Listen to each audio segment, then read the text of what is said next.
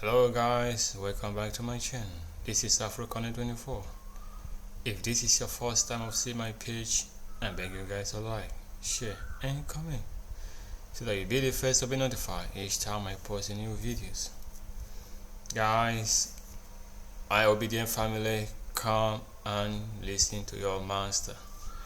This guy is just too much. If you watch this video, anybody living in Nigeria watch this video and still decide to vote for any other party, that means you are part and parcel of Nigeria problem. You know, sometimes when Peter Obi talks, he's not a perfect guy. You know, sometimes we make mistakes, but this guy, he will try, he will do his best being a Nigerian president. This video is for obedient family. Please, I want you guys to watch this video, and once you are watching, please share so that more people can, you know, this video can educate people. It can change people's mind. This is why you have to share. As you watch this video, please share. Don't forget to share and share so that more people can view him and, you know, can convince more people to his party. Okay guys, I want you to watch and share and listen to this town hall meeting Peter Obi held with Arise TV. Okay, regarding why you're speaking poetically this evening. Let me allow the presidential candidate of the Labour Party 2 minutes to pitch yourself to the Nigerian people why you deserve their vote on the 25th of February. Well, thank you for inviting us, and thanks the Nigerian audience. For me, if you look at the cumulative effect of leadership failure is what we're suffering today, where we have a country that have created the highest number of people living in poverty, the highest out of school children, the highest unemployed youth, the highest drug prevalence in any country that I know. The list of bad news is endless. Just 2 days ago, I was flying from Enugu to Lagos, and seated beside me was a young girl who was crying uncontrollably, and I was wondering why. And I turned, I said, "Why are you crying?" He said, she was kidnapped along with her parents, and the kidnappers have let her go. So she's going to Lagos to beg her uncle to give them money to pay, but the mother is crying, they're beating the mother. That is Nigeria of today. These are things, I'm just giving you an example that is immediate why I've decided to be part of this race. We want to start turning Nigeria around. We want to start building a nation that starts pulling people out of poverty, start bringing our children back to school, start the healing, like he said, start creation rather than consumption. That is what we want to do. Oh, interesting. You've won the stage with your opening statement, but I know that I was going to ask you, how's your campaign going? I have things looking up for you and your opinion supporters. It's going very well. Extremely well. You can see it on the street. You can see them. You can feel it anywhere. No other candidates or people who can walk the streets, and people will be as excited as they are with us. Everybody wants this new Nigeria. Interesting. Before we get started, I also like to ask Mr. because I know you did a press conference when you were talking about fake news. Some people who had fake Twitter accounts in your name and all of that. But it does look like that's his question. I'd like to bring to the microphone Mr. Kabiru Adamu. Your Excellencies, ladies and gentlemen, these questions are derived from your immensely articulate Obi/Ahmed Baba pact with Nigeria, creating a new Nigeria. It is possible. That I went through that document, and I must commend you for the work you put in making that document available. I have 3 questions. The first one, you were silent on the correlation between climate change and insecurity. Kindly comment on this, given that climate change and the inability of government to implement adaptive measures is likely to continue to drive insecurity in Nigeria, the Sahel, as well as globally, and this will, of course, impact Nigeria. Question number 2. I think they should take that first, then we can come to that second one. Okay. Okay. All right. Do you want to take that question? Well, on issue of climate change, I've said strictly that we'll follow the protocols. And where we think it is difficult for us to follow, we will discuss it. But there's already set protocols. It's not something you adopt what you want or what you don't want. There's a set protocols that's been agreed globally, and I will follow it religiously. And then where there's issues, we'll discuss it. And that's where I stop the issue of climate change. I don't want to go beyond that. Okay. Thank you, Excellency. Question number 2. You imply that good governance will address insurgency and secessionist agitations in the country in the long term. But what is your stand on these issues? And what would you do in the short term to contain them? Well, like I said, in the short term, the issue of insurgents and whether it's agitations and everything, is to sit down and discuss with them. We're in a democratic dispensation. You govern by discussing, you govern by consensus, you govern by... So I will sit down and discuss with every agitator, without exception of them. We must use carrot and stick. I will discuss with those who want to change. I'm convinced that when they have reasons, you have to look at what is causing agitation today. It's issues of injustice, issues that to do with that, where there's the void of fairness, issues to do with unemployment, poverty, everything. When you start addressing these issues and you engage them in a discussion, you start bringing them to the table. No agitator globally, we have seen reason, a convincing argument that things are going the way it should be, will continue to agitate, because they're agitating for something. We all have agitators around us. My children, everybody agitates. But we sit down and discuss it, and when they see reason, they agree with me. But to think that you can continue with this injustice, continue with this unfairness, continue with this level of poverty, unemployment, and young people not knowing where the next meal will come from, you're going to have a crisis in your hand. What about those cases that are in court based on failure of conversations? Yeah, you haven't that's what I'm saying. Should you be president? Everybody. I'll discuss with everybody, even if you're in prison. The point I'm making is that even if you have been jailed, I'll bring you out and we'll discuss. Because there are things you don't end up unless after discussion. That's why I say carrot and stick. We must exhaust reason before we apply stick. It is important. This is a democratic dispensation. You don't get up and just give orders. I won't do that. I will govern by rule of law. I will govern by, say it again, sitting down and discussing with everybody. Does that include the Jamaat al-Ahli Lil-Dawati wal-Jihad in the northeast and the indigenous people of Biafra? I have to find out who they are. Once you tell me it is, if it's you, I'll come to you. I have the exhaust reason. Once you can identify who you are, I'll discuss with you. No matter what you're doing, no matter the type of gun you're carrying, I'll discuss with you. It is after discussing with you that I'll now say there's one government. Because I've been charged. But we must discuss with you first. Thank you, Excellency. Number 3, what is your view on security sector governance, and how will you handle this if you emerge as president, but you are not in control of the parliament? Well, I think the parliament is they too are insecure. Nobody's safe. It's not as if they live in a different country. So I don't think there will be a problem. They are kidnapping senators, they are kidnapping legislators, they are kidnapping president, and everybody. It doesn't mean to kidnap the president now.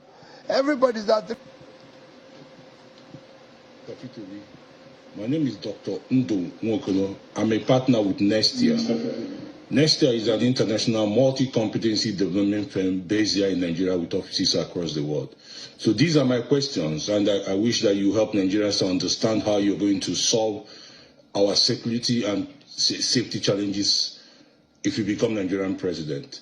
First, defense and security sector got the biggest budgetary allocation in 2023 financial budget, which is 13.4% of the total budget, or 2.98 trillion naira. While we acknowledge the rising insecurity and the need to improve safety and security of citizens, there have been established relationships between militaries and defense procurement, as well as corruption in Nigeria. And while the military is underperforming, we have been pointing fingers at how procurement issues have been carried out in the time past. If you become Nigerian president come May 2023, how will you handle the close nature of procurement in the military and defense sector? B, what significant steps will you be taking for Nigeria to reduce our spending on arms? Second question. According to Nestia Violent Database, between January and December 2022, about 3,032 Nigerians, or people who live in Nigeria, were victims of kidnapping. Considering the effort your government made at fighting such issues in Anambra State when you were governor, what will be your practical steps as a government in the war against kidnapping in Nigeria? This is because, judging from the way kidnapping is done in Nigeria, each region has a uniqueness of its kidnapping challenge, and this needs to be solved.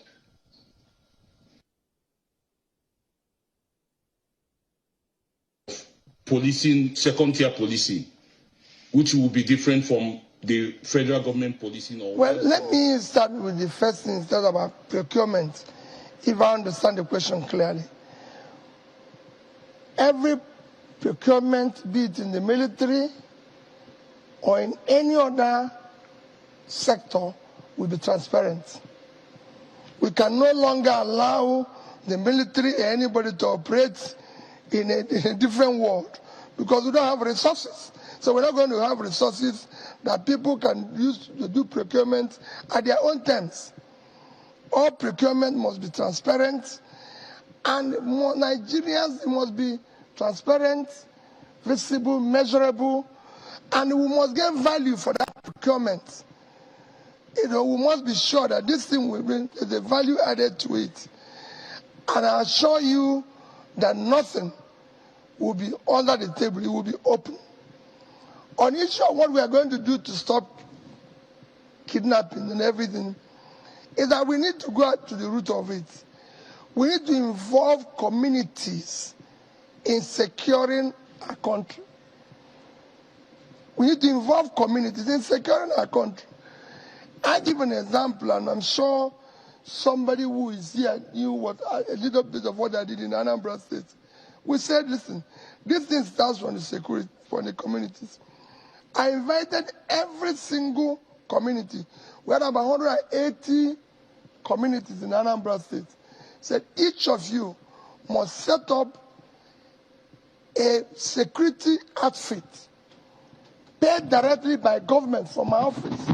I paid them, each individual, paid directly by government, bought all of them a pickup, security pickup, other equipment that was necessary. Told the traditional ruler and his thing that I hold you responsible if anything goes wrong in your community. If anything goes wrong in this community, we hold you responsible. And we have 180 communities where we have a telephone line connected and everything. If you do anything in one community, within 5 minutes, everybody have received the message and everything. If you have, and then moved on from community, went to local government, the state, working with approved federal agencies, and it became clear within a period of less than 1 year. The difference was clear. We can do the same thing nationally. There's no reason why we should not have local government policing, state policing, and, of course, national policing. But that has to be enshrined in the law. The Constitution does not recognize that. How would you achieve that? I just told you what I did without the Constitution. We have to start somewhere before we amend the Constitution, because we can't wait for the Constitution until all of us are kidnapped. We can do this. Forget about what we... I'm not saying it won't come into the Constitution. If I go and do vigilante in the village, you don't need the Constitution to start, because people have to secure the people that will make the Constitution. Otherwise, they won't even be alive to change the Constitution. We have to be alive for the Constitution to be changed. I'm telling you what I'm going to do. Using my position as the president today, I will sign. If there's some powers for the president, it's not everything that he has to wait. I have to secure the people first. Then we amend the Constitution to suit it. Would you be considering the 2014 confab and tinkering with it? Well, that one will come.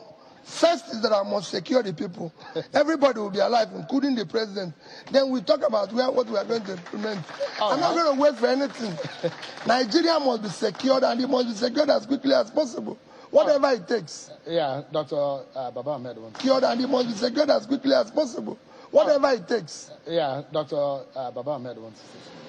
In 2018, I submitted that misprocurement or inefficient procurement is responsible for an estimated 65% of the quantum of corruption in Nigeria. This question from the gentleman simply confirms my submission.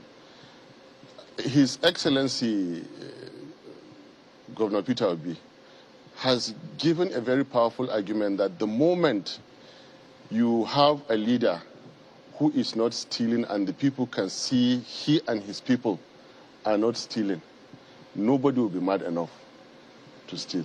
So you need somebody who is content. That is already an action taken. Content by his lifestyle, content by his achievements, that the only thing he wants to achieve now is to secure Nigeria. And no contract is going to be inflated. Be it security, be it defense, be it policing, whatsoever. Successive Nigerian regimes have under-procured the development of Nigeria. That is why we're so weak. Our security is so poor. If we spend 10 trillion on security, we need to extract 10 or even 11 trillion naira worth of security service, security goods, security gadgets in everything we do. Apply that to the world of education. Why is it that a gentleman will get a fresh university started at 1.75 billion in 2011, while another government is starting with 10 billion naira in a secondary school?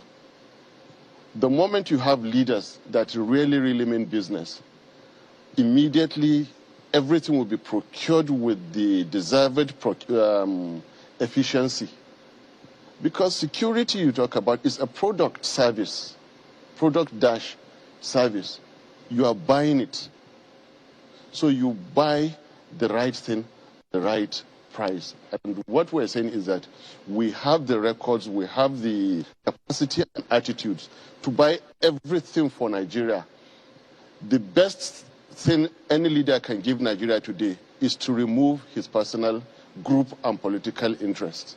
We're ready to do that. All right. If you remove that, all of Nigerian procurement is going to deliver the service you require. And remember, out of over 1,000 members that have been to the National Assembly, I challenge everybody with modesty. Go and verify. I am the only sponsor of the prohibition of inflated government's contract bill 2004. Colleagues are here to verify. I was behind when I was managing director of Base Research. I was behind what they now call due process. It was called clean contract certification, proposed to the then brand new federal government in 1999. And then it was watered down. It became due process, which became another layer. Every ministry have their own, and they just added costs. We are going to either one of two. We lower the amount we're spending on everything for that particular quality and quantity. Be it roads. If we're spending 10 billion naira on 100 kilometers of road, and it is 90% inflated. So you either give us 9 times that length of road at the same quality, or you give us back our 90%. All right. A lot of Nigerians are already... And then we will, and then we will pay Nigerians more. We will spend more on education and healthcare and on uniting Nigeria. This is no-brainer. It's not but it rocket. does look like that scenario changed a bit. But how's that for you? It really hasn't changed. Really? Yeah, it's on the increase, actually. But I have been able to succeed from the last press conference that I held. It has made a huge impact on 2023 elections. It was actually intended to call a particular gentleman to order. And I don't need to repeat all his utterances. And they were taking us on a very dangerous direction.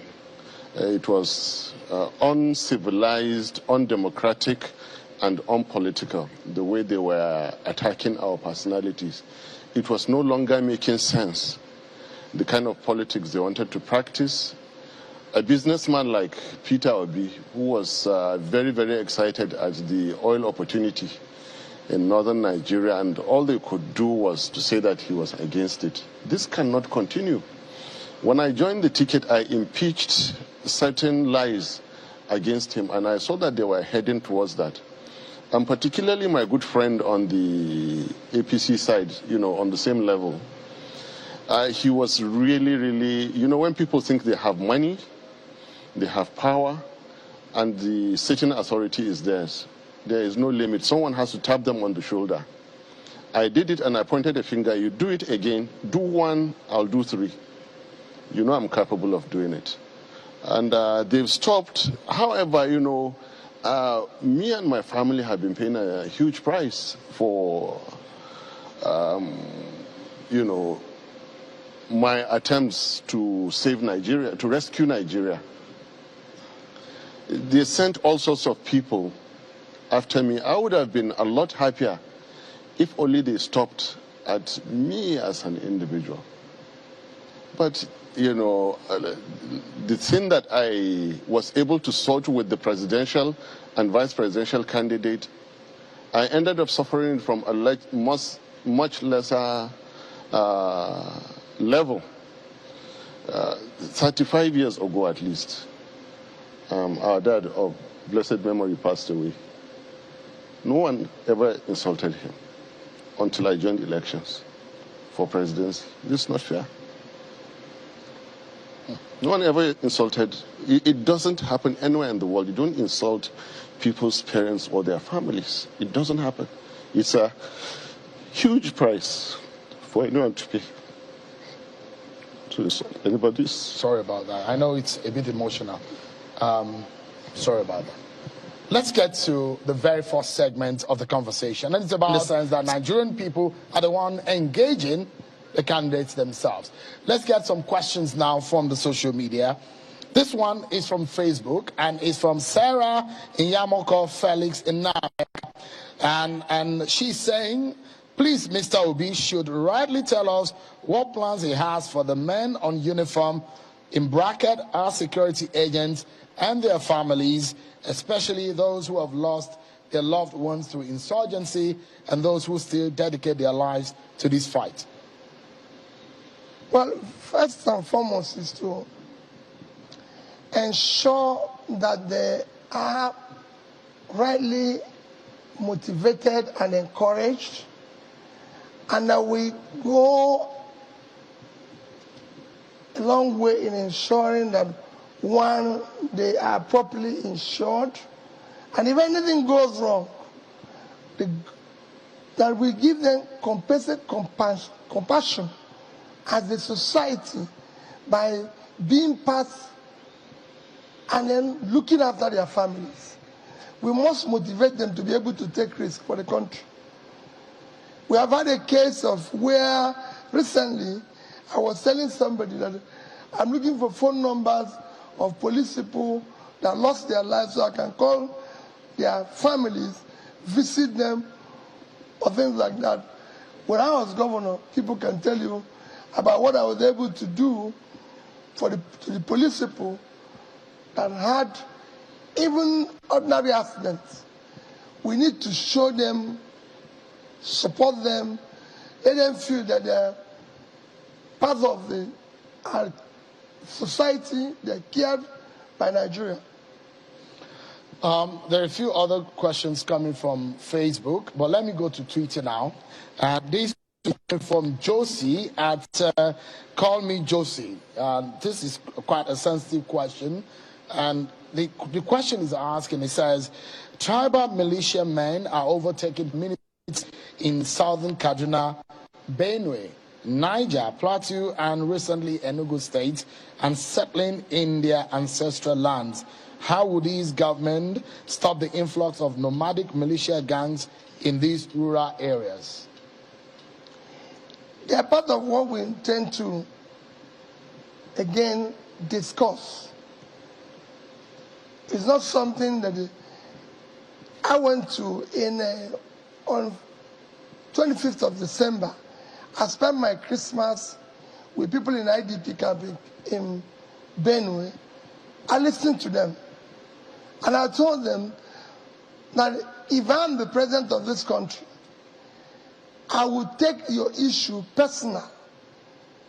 Because as long as you're in IDP camp, Nigeria is in IDP camp, no Nigerian will leave his ancestral land to live in a camp in Nigeria and will say, we have a country.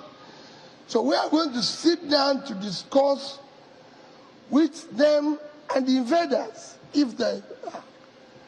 It's something that I will be open to discuss and arrive at, again, an agreement that will make each of them to live peacefully.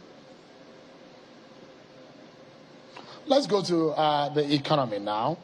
An agreement that will make each of them to live peacefully. Let's go to the economy now. The National Association of Traders, they are represented here, and they will ask him questions. Please go ahead, introduce yourself. Good evening, everybody. My name is Ijoma Anuforo, representing the National Association of Nigerian Traders. Good evening, His Excellency. Good evening, Dr. Ahmed. We want to ask, as traders, we have noted your plan to move Nigeria from a consumption-based economy to a production-centered economy. And it will require some import substitution, I'm sure. It's a tough process. It will take, it takes tough decisions and serious willpower to do that. According to the National Bureau of Statistics, already 130 million Nigerians are living in poverty.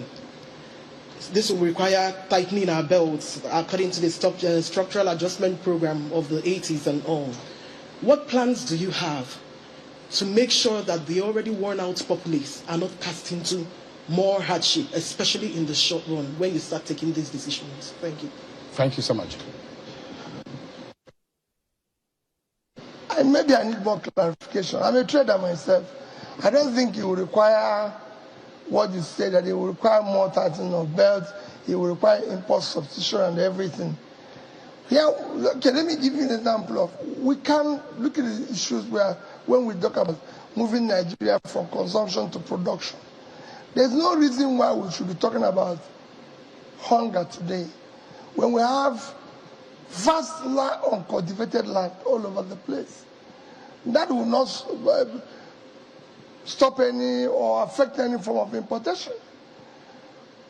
You know, if we stop importing foods and everything, you're going to pull more people out of poverty. Because if you go, like states that use, for example, if you look at the poor states of Nigeria today, Niger is there.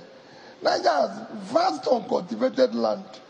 If by cultivating it, you're going to pull more people out of poverty, more people will be employed, and by the time you start value added, which is what I'm talking about, when that value added, and that will even add to exports, I don't see why you're going to, what you're saying will apply. Let's take an economist, Dr. Paul Alaje, who is sending in this question from Lagos.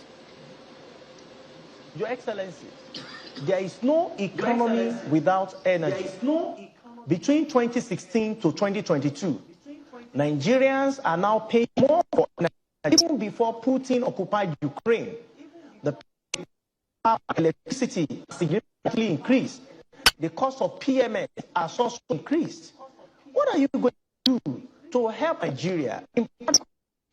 President Obasanjo started intervention in power sector. Olusegun Obasanjo started intervention in power sector. President Yar'Adua, President Jonathan, and now President Buhari, they all have tried their bit, but power seems to be stubborn. How do you intend to overcome darkness in Nigeria and once and for all give Nigeria stable power supply? Are you going to cancel the existing contract with the DISCOs and GENCOs, or what exactly are you going to do to make industry produce more, to improve unemployment, and to make power available for homes for all Nigerians? Your Excellencies, in 2015,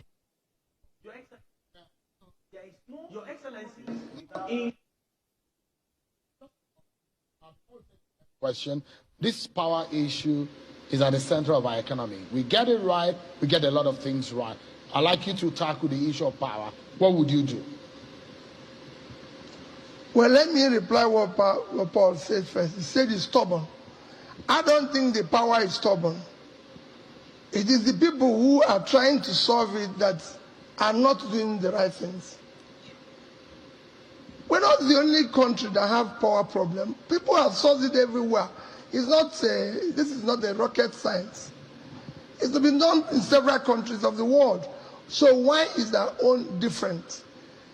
Yes, there have been issues where we say that the privatization or the process which was started or completed did not go well, but we're not going to revisit or cancel existing positions. No. We are going to make it work. What do we need to do in power is to unbundle first the transmission line. Because today, we're actually generating up to 10,000. But the transmission line cannot carry that. Support the DISCO. We're going to support the GENCOs who are existing, unbundle the transmission line, support the DISCOs to make sure that at least whatever is produced is wheeled and distributed accordingly. That is the first thing you're going to do. And you have to do this strictly under a guideline properly supervised. Then you have to open up like South Africa has done. They have power issue like us. Even when there's 60 million and they're generating almost 40-something thousand, they declared the emergency and said if anybody can generate up to 100 megawatts without license. If somebody who is 60 million generating 40-something thousand, almost 50,000, declare the emergency, who declare war here on power? I say, if you will consume everybody, you will consume us. But we must get power. You were in Egypt. What did you learn when you went there? Of course, it's a very easy thing. Egypt did the same thing. Egypt had below about 20,000. They found that from Arab Springs, one of their studies showed that power is a critical issue. Today, Egypt is generating almost 50,000. In fact, Egypt is exporting power to Europe. If this thing can be done around us, South Africa, Egypt, why not Nigeria? Practically, Mr. Obi, should you win this election in February, in practical terms, how much of power do you estimate that you'll be able to give Nigerians, say after 2 years of being in office? Go and read my manifesto, is there. Can you tell Nigerians who have not read it? It's committed. No, they need to be reading as well. No, since you have the platform, you can have when I didn't present it, they said my manifesto is all they want. Now that I've presented, you should read it. Now you have the opportunity. This is the people's town hall. It's for the people of Nigeria. I said within 4 years, first 4 years, we'll be able to distribute not less than 20,000. But I can tell you we're going to do far more than that. It's going to be war. We're not going to, like the vice presidential candidate have said, 2 of us are coming from a different, this is going to be a generational change. We are going to show Nigerians what they've never seen before. You have something to say about the issue of power, because I'm going to bring another interesting issue from the second question from Paul Alaje. Nigerians should not be afraid to spend if you're spending correctly and you're going to get value. And this is a national attitudinal revolution.